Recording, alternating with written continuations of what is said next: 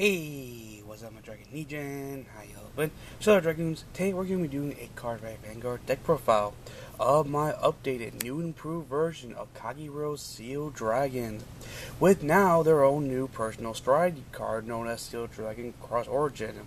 Now, when I first saw this card first been announced, I went fanboy crazy for this card. Like, I immediately grabbed back my Sealed Dragons, worked hard to try to get this card right here, place a complete play set of this card right here, and I fell in love with the new improved playstyle of the Sealed Dragons. Now, this is not my finalized build yet. There are some things I'm currently working out with, and there are some things I'm currently testing with the deck right now at the moment. And yeah, I'm currently messing around with a few ideas I have with the deck right here and there. And yeah, maybe in the near future you will probably see some couple changes with the deck here and there. And well, also one more thing before I go into deck profile. One thing I noticed in a lot of people's other Steel Dragon builds is I've noticed that a lot of people are actually playing a lot of non-Steel Dragons in their deck, which is not a bad thing. But the reason why I still play very minimum non-Steel Dragons is because while the deck has become a little bit more stride focused and Crossorigin doesn't require Steel Dragons in order to use ability, what a lot of people seem to forget is that Steel Dragons is a sub-clan deck that isn't just stride based. It is a limit break based deck, and you want to be able to have access in your limit break abilities just in case if you're unable to do your stride and such. So that's why I kind of prepare my deck. Now the only non-Steel Dragon I'm currently playing this deck is just Lawful Dragon, and that's about it. Everything else in this whole deck right here is all Steel Dragons. I'm trying to keep this deck as much Steel Dragon as much as possible, just so I don't have to limit myself and put myself in a situation where there's not too many non-Steel Dragons in my damage, so to where I can't use certain abilities. So yeah, that's what I'm doing right here. And before we move on to the deck profile itself, for those of you who are just here to net deck, I left the deck list in the description down below for those who just want net deck. I only ask that you drop a like on your way out before you leave the video. So it all really helps me a lot. So with that being said, let's move on straight into the deck profile right now. Shower Dragoons. Start off with your starting Vanguard. Start off with the one Sealed Dragon, Terrycloth. Terrycloth is still a very great card for this deck right here. For those who do not know what he does, he's Forerunner, and when he's done boosting a rear guard and attack as a hit, Counterblast 1, put him solo your Vanguard, and then your opponent looks up the top 4 cards, I believe. Yeah, it's 4 cards. Top 4 cards of the deck, and call a grade 2 among them to the field. Now, this gives you the ability to bait out more grade 2s, so that way you can potentially get your plans ready for your big plans here and there, and just be ready to do some big plays right here. And Terrycloth just allows you to speed up your plays when you want to do plays like that. So yeah, that's all I'm really playing for the Forerunner. For the trigger lineup, we play the 4 heals. No explanation needed why heals are important. And next up, I'm currently playing the 4 crits. Because draw power is always nice, and this has a nice interesting ability. Put them in your solid Vanguard, give one of your units speed out of the power. That can also be helpful every now and then. And 8 criticals total. Now this is just a heavy duty deck right here. This deck right here is all about going for the damage, going for the kill. It's a heavy retirement deck, so you want to be able to retire off your opponent's rear guards while also having your Vanguard go straight after the kill, so you can be potentially go for game. And I'm playing these guys right here because they also have a nice, interesting ability. When this unit is called the Rear Guard Circle, you can do unflip of damage for every grade 2 your opponent controls. So, say you have 4 cards face down your opponent's damage, and you call this card. No, you have 4 cards face down your damage, and your opponent has 4 grade 2s. Call this card, and all 4 cards in damage just flip right back face up, so you can be able to reuse nice abilities right all over again. So, which is actually a pretty nice, interesting ability right here. So yeah, so that's what I'm currently doing for 8 crits, 4 draw. Really nice build up right here. And that is it for the trigger lineup. For the grade 1s, we play 4 Steel Dragon Perfect Guards. Just regular Perfect Guards with no abilities besides just Perfect Guardian and all that such. Chose this card over Protect or Dragon because, again, as I explained earlier, I want to make this deck as Steel Dragon based as much as I possibly can, so I can be able to use abilities with my Limit Break abilities just as equally as I use my Stride abilities. And next we have the only non-Steel Dragon in this deck right here, 3 Lawful Dragons, so I can have easier access to Stride a lot easier. And then next up we play 3 copies of Sealed Dragon Gusaka. I probably got the name wrong. I probably botched out the name really wrong. For those of you who do not know what he does right here, when he's boosting a front row unit, that you can count as one Steel Dragon, and then this unit and the guy you're boosting will gain 2,000 power for each grade 2 your opponent controls. So, say your opponent has 4 grade 2s, while this card is boosting up, let's say this guy right here. Say this guy has 26. So this guy, all the power. So not only all the power here goes right here, but also he gains additional 2,000 power. So you're looking at a big, huge power Vanguard. You're looking at some big, huge power plays. Going straight to your Vanguard, where you can potentially go straight for the kill, and yeah, just do some really nice heavy duty power plays and heavy duty attacks right there and such. And then next up, we play 3 copies of Steel Dragon Kaiser. He's pretty much a weird version of Dragon Gojo for this deck right here. When he's called a Rearguard Circle, where your opponent has at least 1 grade 2, pitch a card, draw a card, and all great stuff. And what's nice about this card compared to Gojo is that unlike Gojo, he can actually still boost even during the same turn that you activate his ability. Now, the only thing that sucks about him is that you can only use his ability only once per time after you bring on this card, and that's about it. So there are some things you gotta watch out with Steel Dragon Kaiser, and there is some potential possibility where you gotta make the best use out of him before he goes away. And then next up, lastly, for the grade 1s, to finish off the grade 1s, 1 copy of a card I'm currently messing around with, and that's 1 Steel Dragon Spirit. He's pretty much eggy for this deck right here. Your Vanguard can use Limit Break ability, even if your damage is less than 4. Nothing really too great about this guy right here. Even though we're in an era of Vanguard where we're more focused on striding, it is always nice to be able to use your limit breaks a lot easier, a lot sooner, just in case. And it's also really nice because in case you get this card out and you get, let's say, Crossorigin, and your opponent has a big, huge, massive board, you can always use this guy's ability to give him 10,000 power and retire off your opponent's grade 2s out of nowhere, just so you can punish your opponent for playing that casual play where they avoid riding to a grade 3 on purpose to stop you striding, and all that typical fun stuff. So, this card, not bad. Does help you with some nice cool plays here and there. And then, that right there was the grade 1s. Now for the grade 2s. For the grade 2s, we have 3 Steel Dragon, I'm sorry, not 3. We have 4 Steel Dragon Jacquard. Pretty much your 12k attackers for this deck right here. As long as your Vanguard has word Steel Dragon, which will always happen, he gets his 3k, 12k attacker power, which is always pretty nice. And then 4 copies of Steel Dragon Condora. Counterblast 1, retire rearguard your opponent controls, and then your opponent calls a grade 2. They look at the top 4 cards of the deck and call grade 2 among them. This is really nice about this is also nice because just like Terrycloth, he also allows you to set up for some nice plays for your Vanguard, and also bait out some nice rearguards. And even if you don't get out, one thing I forgot to point out with Terrycloth, even if you don't get a grade 2 out of that, just the potential ability where you can retire off a annoying rearguard you don't want to deal with, it's always very nice and always very appreciative. And last but not least, 3 copies of Flame Star Steel Dragon Knight. Now this is a new guy I'm currently messing around with. For those of you who do not know what he does, his ability activates with his Vanguard or Rearguard. Counterblast 1, if you have a Vanguard with Steel Dragon in its card name, all your opponent's Rearguards cannot intercept until the end of this turn. So regardless who is attacking, you can even activate his ability even before you're attacking.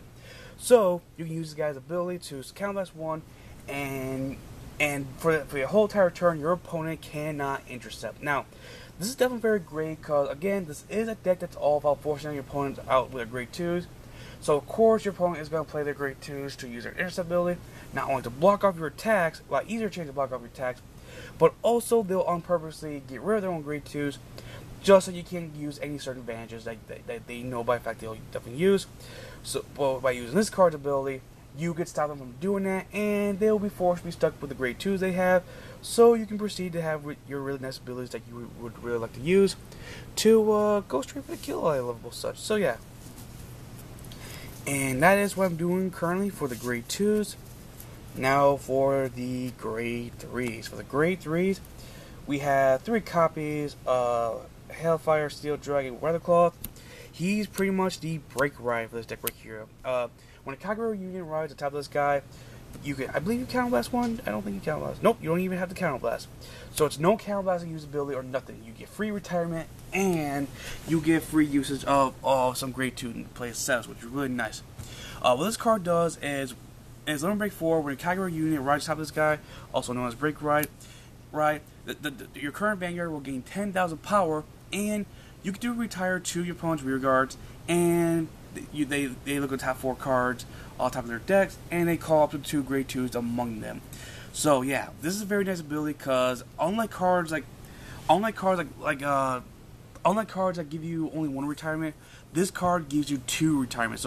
So again, even if you don't get any grade 2s out of this guy's ability, just the fact that this guy can retire off up to 2 rear guards is always a very nice ability. And yeah, it just leaves your opponent with very little minimum targets and minimum cards to utilize with. Now, if you don't get the break right off, it's not the end of the world, especially if you got this guy going on and such. But it's always very nice when you get your break rights going, especially when you want to get your Hellfire going, and yeah, all that little good stuff. So yeah. So 4 Weathercloths, that's what we're currently doing. And next up, to finish up the entire grade 3s and the entire main deck right here, 4 copies of Seal Dragon. Oops, there we go. 4 copies of Seal Dragon, Hellfire Seal Dragon, Blockade Inferno. Limit Break 4, counterblast 2 Seal Dragons, and then you can retire all your opponent's grade 2s, and this unit gains 10,000 power. So yeah, this dude becomes very massive, and the fact that this card can potentially retire up to 5 rear guards, which is 1 ability, and give himself 10,000 power, is very huge, very powerful, and this is one of the reasons why you want to force out your opponent's grade 2s, because when you force out your opponent's grade 2s, you can easily utilize big, huge abilities like so to retire off up to 5 rear guards and just go all out and go swinging for the game right there. Especially when you get your break rides going. So when you get your break ride going, he becomes a 31 beater, swinging at your opponent's Vanguard with nothing for your opponent to intercept, and they will be forced to use up some very good portion cards in their hand. Some very important resources in their hand in order to use this guy, in order to block out this guy's abilities. And even if your opponent has nothing to retire out this guy's ability, just counterblast 2, give this guy 10k power. It's always very nice. Makes him a lot harder card to use ability such as that. And my ruling is correct. I believe you can use this ability more than once. Like, it doesn't say you can. There's no limit how you can use this guy's ability. So let's say your opponent has 5 grade 2s exactly. Use first ability, retire all their rear guards. Second ability again, it'll gain also additional 10,000 power. So even if you don't get the break right, he can still potentially become 31 on his own. And if you do get the break right after you use his ability twice, he becomes a 41 attacker, swinging at your opponent's Vanguard. And that's not even counting who's boosting him and what you will get on your Twin Drive, which is a very powerful heavy-duty ability. But if you don't get this guy off, you still have other options in your stride, which is probably one of the more key things for this deck right now in the moment. And that is it for the main deck. Now for the strides, we have 4. My apologies, my camera logged out in the last minute right there. Anyways, 4 Roofler Dragon Kings, pretty much your go-to stride guys for any Kagero deck you want to play, as far as I know at least. And then last but not least, 4 copies of the main key card you want to play for this deck right here. And that is 4 copies of Helldeity Seal Dragon-Crossorigin. Now, for those of you who do not know what this bad boy does, his ability is counterblast 1 card, and flip any card face down in your strides, and flip it face up. When you activate this guy's ability, for every one of these guys face up in your stride, you can choose up to 1 of those rear guards and your opponent's rear guards to be retired, and then they look at the top 4 cards of their deck, and then look up and call to 1 grade 2 among them for each card retired by this guy's ability. And if there is, I believe, 2 grade 2s, I believe it has to be. Your opponent has, yes, 2 or more grade 2s. And as long as your opponent has 2 or more grade 2s on the board, this card gains an additional critical. So, what your ideal goal you want to do with this deck right here is, you want to use this Persona Flip ability at least once, or it's technically not called, it's technically a Persona Flip.